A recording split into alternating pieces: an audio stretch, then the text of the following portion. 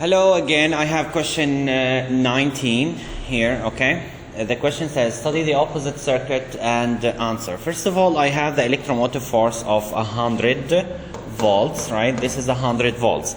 I have R1 and R2, each of them is 100 ohm. Here 100 ohm and 100 ohm, okay? R3, it is 400. This is 400 ohm. They say the resistors are each of 600, 600, 600. Okay? Of course, this is a 0. Okay?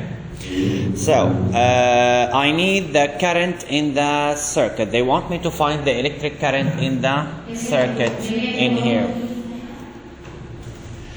Okay. So, in order to find the current, guys, I need to find the total resistance because I have the voltage in the battery, so I need to find the total resistance, right? Okay, here.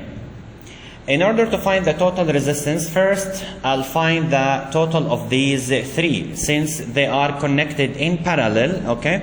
So it's going to be 1 over 600 plus 1 over 600 plus 1 over 600, okay, negative 1. I use a calculator, is going to be 200 ohms, okay, so this is 200.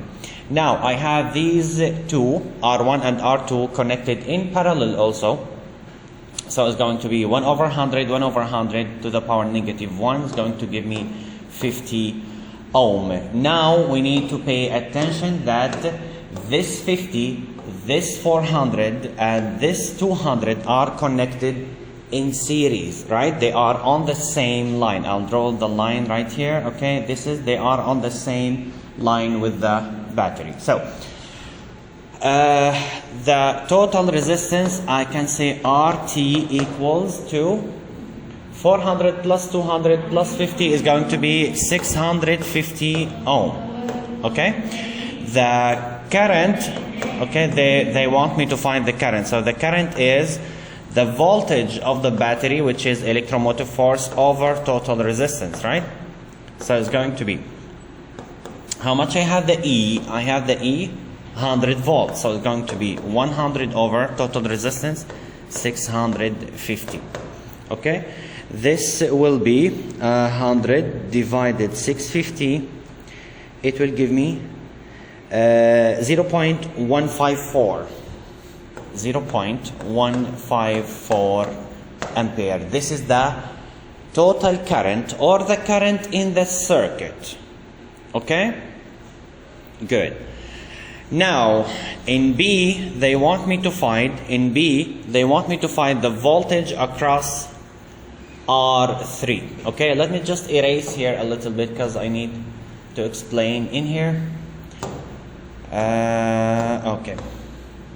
Now, they want me to find the voltage in here. I need V right here. Let's name it V3. Okay? In the resistor R3, I have the value of the resistance, right? And I have the current. Pay attention, please, that when the current goes out of the battery, it will complete here, okay? And then it will enter these two, and then it will be all of it I.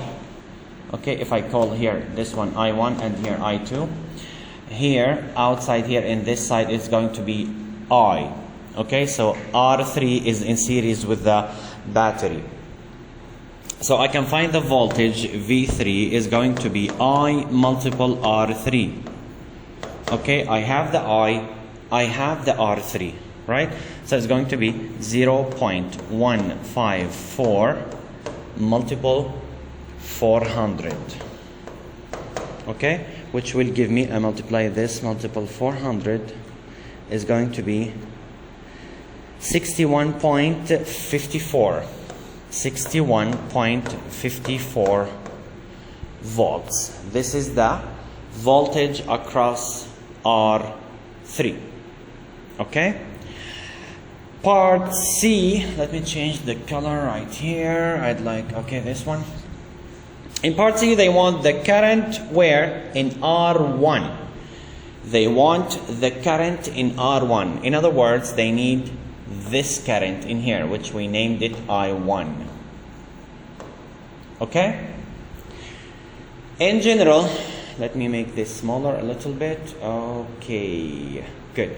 In general, I know that current equals voltage over resistance.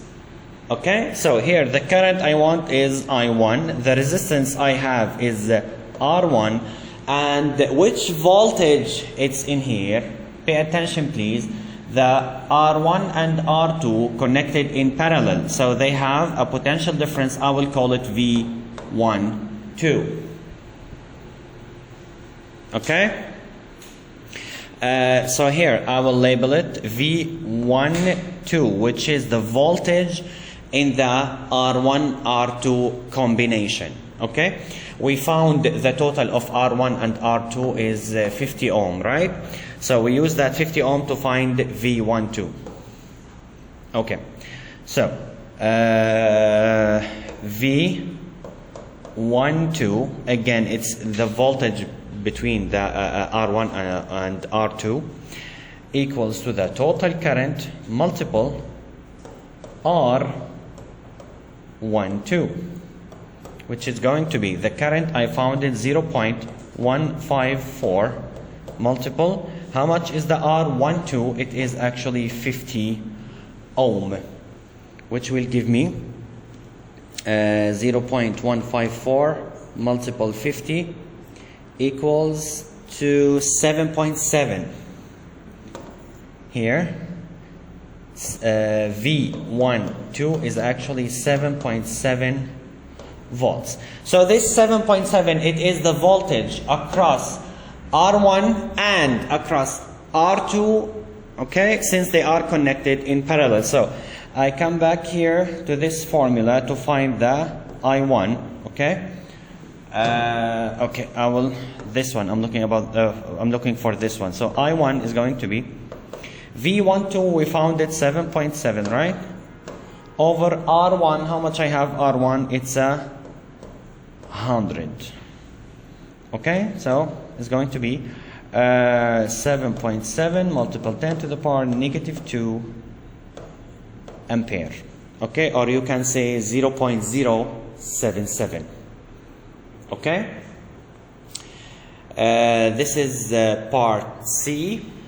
Okay, I hope it's understood. By the way, I have another way of finding the current in R1, and I will get the same answer. Okay, this note you should know. Okay, I will explain it to you. Okay, because maybe somebody will find it easier. Okay, I'll choose this one. Pay attention. The current here, we found it 0.154, right? It will, when it reaches this junction, it will be separated in two parts. We name it I1 and I2. Since the two resistors R1 and R2 each of 100 ohm, it means the I1 will equal I2. Okay, I will write here, okay, I1 equal I2, okay, which is going to be I over 2. So it is 0.154 over 2. So it's going to be 0.154 divided 2. It is 0.077 or 7.7 multiple 10 to the power negative 2, which the same answer I got before. So you can use either the first method or the second method. It depends. Depends which one you find it easier. Okay. Well, that's it for this question. If you have any question or comment, leave it under the video. See you. Bye bye.